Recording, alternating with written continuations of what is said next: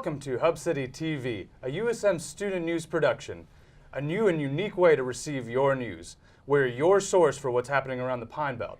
I'm your host, Tyler Angel. And I'm your other host, Arden Thornhill.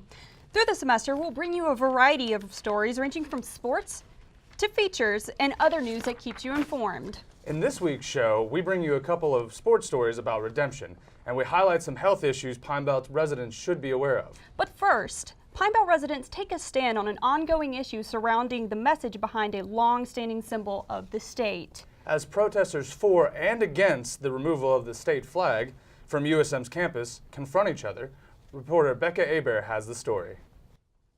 We voted for this flag. Do you care about my feelings? We voted for this flag, and y'all have no right to go over the will of the people. If you drove on campus the day that Dr. Bennett decided to take down the Mississippi state flag, you would have found protesters at the front of campus underneath those three flagpoles protesting for and against the change of the Mississippi state flag. Some protesters at USM say the university did the wrong thing by removing the Mississippi state flag, but others say they did the right thing in removing the flag from campus due to the upper left corner of the flag, a small version of the Confederate flag. I think it is time for change, and as you know, we have our old rebels here and they do not like change, but for me, I do think that us as students, we can start here on campus, and one step that we can take is by taking down that symbol of hatred, of racism. Keep it down! Southern Miss! Many protesters and Mississippi Governor Phil Bryant believe the university handled the situation poorly by removing the state flag because Southern Miss is a state-based institution and they are going against the will of the people who voted for that flag. But members of the Southern Miss Student-Led Senate disagree. At its most recent meeting, the Senate sided with Dr. Bennett and agreed that the three American flags should be flown at the front of campus instead of flying the Mississippi state flag, the Southern Miss flag, and the American flag. For HubCityTV, I'm Becca Hebert. A new documentary tells the story of an unsung hero who played a big role in the journalistic side of the civil rights era. Specifically, here in the state of Mississippi. That's right. From covering stories like the trial of Medgar Evers and James Meredith, his efforts speak for itself.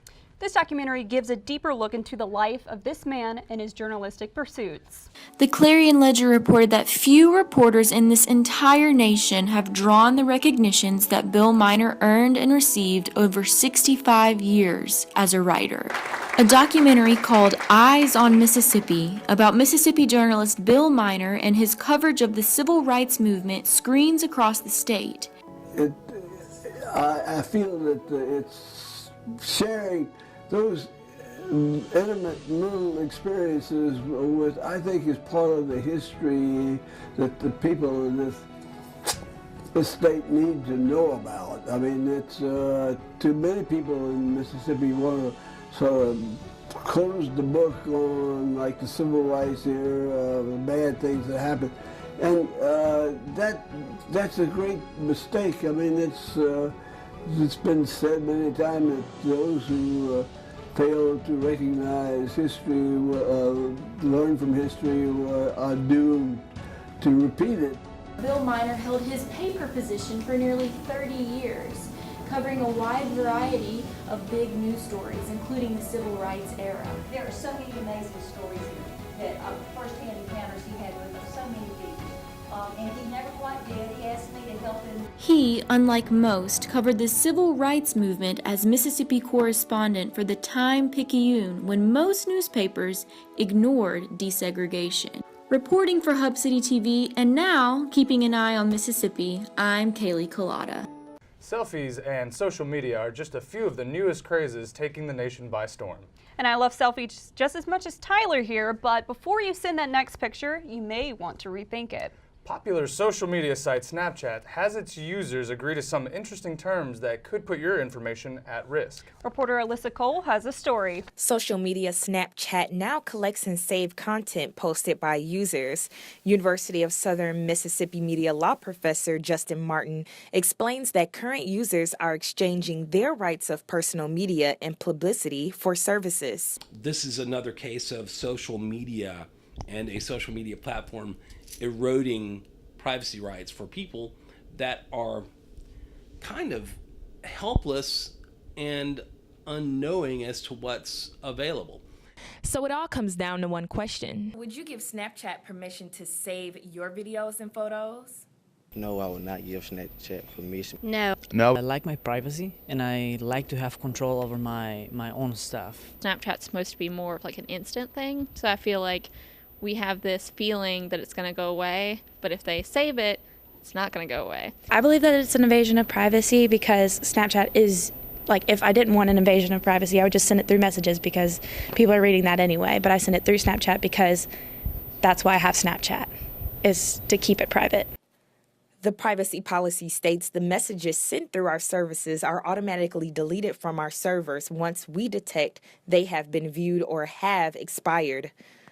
However, Snapchat have a license to use certain public contents emitted to the app's live story feature, which shows stories from all around the world.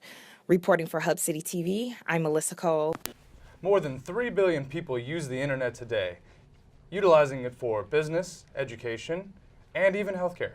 However, people still exist without access to the utility, and those people may be closer to home than you think. In our next story, I show you how new Mississippi legislation is poised to lower that number. It's affected by the internet as far as marketing and everything else, so it does get inconvenient not being able to use the internet. Jacob Guthrie is an at-home barber in Pearl River County. He uses social media to spread the word on his business. Unfortunately, he lacks reliable internet connection at home. We drive our data up on my iPad and everything else, and it gets to the point where it's unaffordable. AT&T recently struck a $49 million per year deal to reach rural residents like Guthrie. It plans to expand broadband to more than 132,000 households. But if you think that's a large number, think again. The Federal Communication Commission estimates 40% of Mississippians lack reliable internet connection. That's more than 1.5 million. To put it into context, 2 out of every 5 homes, making the state #1 in the digital divide. Governor Phil Bryant says the expansion will work to close the gap and expand upon a program the state is successful in. Telehealth. We provide video assistance to those nurse practitioners by the board certified emergency medicine doctors so that they get the direction from someone that is trained to do emergency medicine. It's helped drive up the state's health ranking, and with the expansion, can only get better. Definitely had instances where we needed to go to a site, but for whatever reason, the broadband was not available at that site. It has gotten better over the years. For HubCityTV, I'm Arden Thornhill. Coming up after the break, health awareness for the Pine Belt. And other tips you don't want to miss.